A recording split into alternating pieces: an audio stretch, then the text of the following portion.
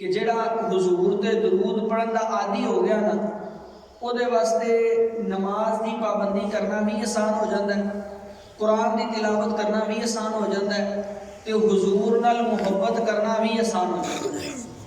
جدوں زبان تے ہر وقت حضور دا ہی ذکر رہنا، جدوں حضور دا ہی نام رہنا، جڑے نبی نے انہاں دا ہی نام رہنا تے انہاں واسطے ہی دعا ہوندی رہنی ہے، انہاں واسطے ہی درود ہوتا رہنا تے اودیاں برکتاں پھر دنیا وچ بھی لبدیاں نے تے آخرت وچ بھی لبدیاں نے۔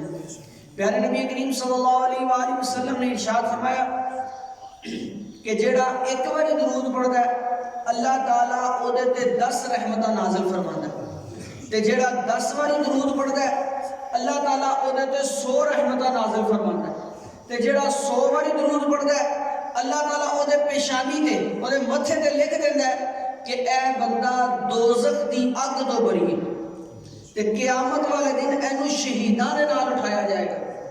تے شہید کا کتنا درجہ ہے؟ فرمایا گیا شہید کا درجہ یہ ہے کہ اس کا خون کا قطرہ زمین پر گرنے سے پہلے اللہ تعالیٰ اس کی بخشش فرما دیتا ہے۔ تو جن کی بخشش اللہ تبارک و تعالیٰ نے ان کے جسم کے خون کے قطرے کو زمین پہ گرنے سے پہلے کی کر دی، ان کے ساتھ جب درود پڑھنے والا اٹھایا جائے گا تو رب کی بارگاہ میں امید ہوگی کہ اللہ تعالیٰ اس کو بھی بخش دے گا۔ تو یہ درود کی عادت بنا لینا، یہ بخشش کا پروانہ حاصل کر لینا ہے۔ اللہ تعالیٰ ہمیں توفیق عطا فرمائے حصول برکت اور نزول رحمت کے لیے ابھی بھی درود پاک پڑھ لیجئے۔ صلو علی الحبیب صلی اللہ تعالیٰ علیہ صلی اللہ علیہ وآلہ وسلم۔ سب مل کر پڑھ لیتے ہیں۔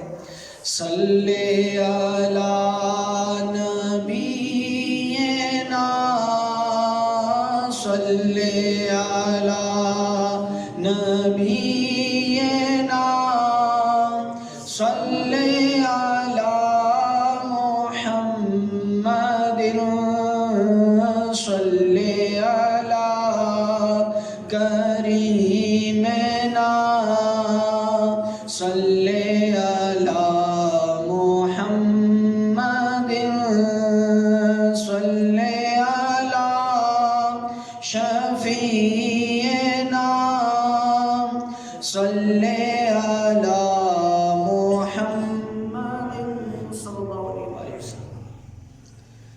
ماشاءاللہ۔ ہمارے مولانا شبیر صاحب انہوں نے دعوت دی اور فرمایا کہ ہمارے مسجد میں 3 روزہ بیانات کا سلسلہ ہے، تو آپ بھی اس میں شرکت فرمائیں۔